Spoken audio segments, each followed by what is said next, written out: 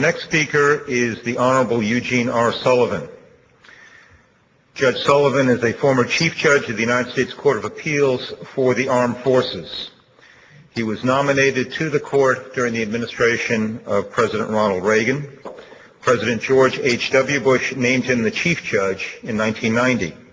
He was elevated to a senior status federal judge in 2002. Judge Sullivan has been inducted into the U.S. Army Ranger Hall of Fame. He has also served in the Pentagon as the General Counsel and the Chief Ethics Officer of the U.S. Air Force. Please join me in welcoming Judge Sullivan.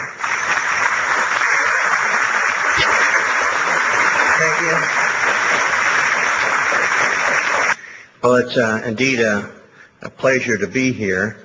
My law partner, Judge Free, suggested that I come here, and I'm pleased to be here in support of such a worthy cause. People have been talking about Camp Ashraf from different views: political, diplomatic, intelligence, legal, humanitarian. As a retired judge, I think this morning I'd like to share my thoughts about the ethical view here, and remembering that the law is based at the very bottom, at the foundation of all laws, is based on ethical behavior between human beings. And Harry Truman said there's nothing new except history we haven't learned.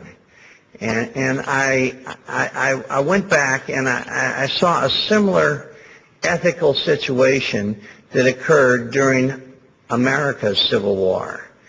And it was at the very end. It was an ethical situation which I think we can apply today.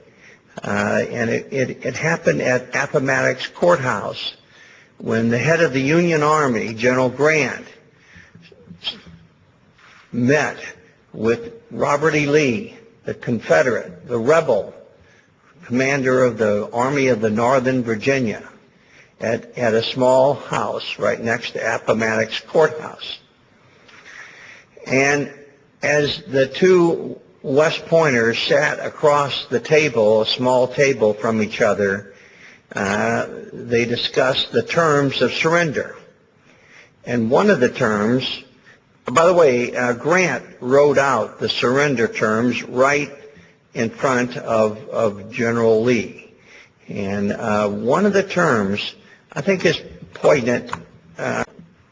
It says, the last sentence, he said, once the arms of the Confederate Army are turned over, that the men will be on parole and they can go to their homes. And it says, this done, quote, each officer and man will be allowed to return to their homes, not to be disturbed by the United States authority, so long as they observe their paroles and the laws in force where they reside. Now, those sentences at that time meant really an amazing thing, that these rebels, the Confederates, were not going to be subject to treason trials. Really, that's the bottom line of it, which was something that General Grant signed.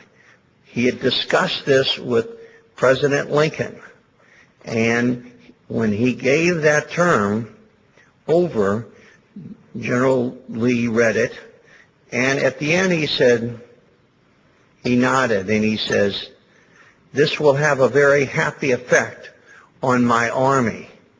And they concluded that, and that was in April. Unfortunately, later in April, President Lincoln was, as you know, was shot and killed, and Vice President Johnson took control of the United States government as the commander-in-chief. Grant was still the head of the Army, the Union Army, and he was respected in the South, loved by the North. He was the most popular man. If they had a Time magazine, he would have been on the cover. But he was anyway, in June, Grant gets word that President, his commander-in-chief, Johnson, had ordered treason trials.